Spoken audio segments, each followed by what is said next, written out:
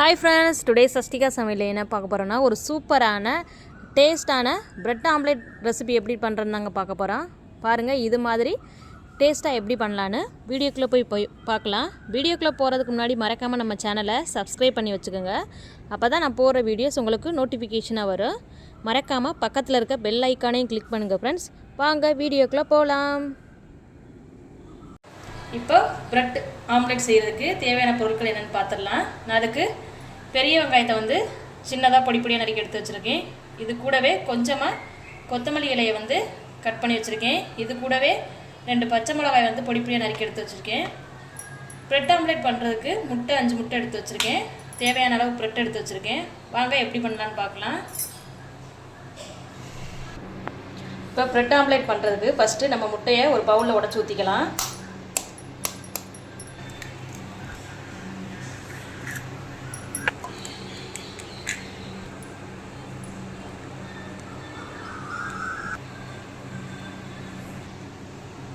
இப்போ முட்டையை உடச்சி ஊற்றிக்கிட்டோம். இப்போ இது கூட எடுத்து வச்சிருக்கிற வெங்காயத்தை ஆட் பண்ணிக்கலாம்.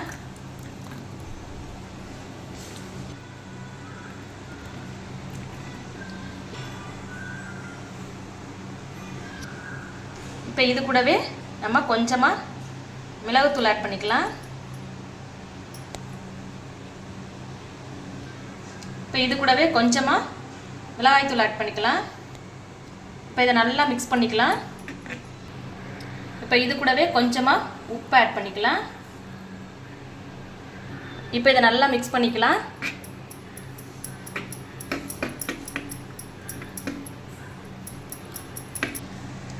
பாருங்க இது மாதிரி நல்லா நம்ம மிக்ஸ் பண்ணிக்கலாம். இப்போ இதை நல்லா மிக்ஸ் பண்ணிட்டோம்.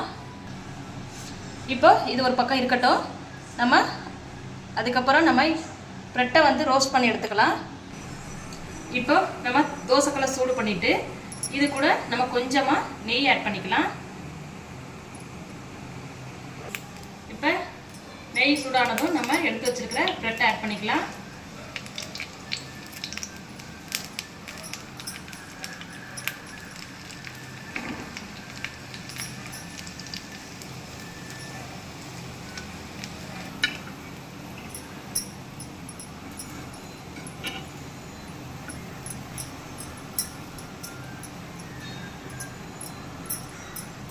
பிரெட்டை வந்து 2 சைடும் நம்ம அடிக்கடி திருப்பி விட்டுக்கலாம். நல்லா ரோஸ்ட் ஆகி வரட்டும்.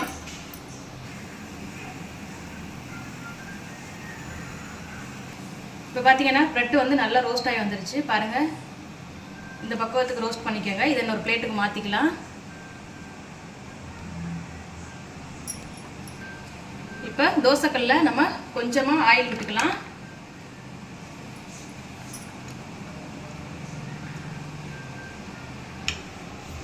இப்போ எண்ணெய் சூடானதும் நம்ம கலக்கி எடுத்து வச்சிருக்கிற முட்டையை இது கூட ஆட் பண்ணிக்கலாம்.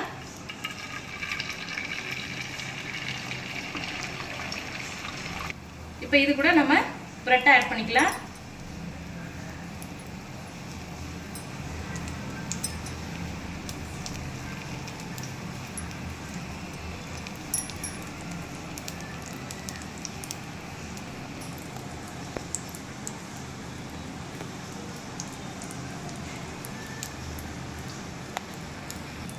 இப்போ பார்த்தீங்கன்னா நம்ம பிரெட்டை சேர்த்ததும் இது அப்படியே அடுப்பை லோ ஃப்ளேமில் வச்சு ஒரு 2 நிமிஷம் அடுப்பில் நல்லா வெந்து வரட்டும்.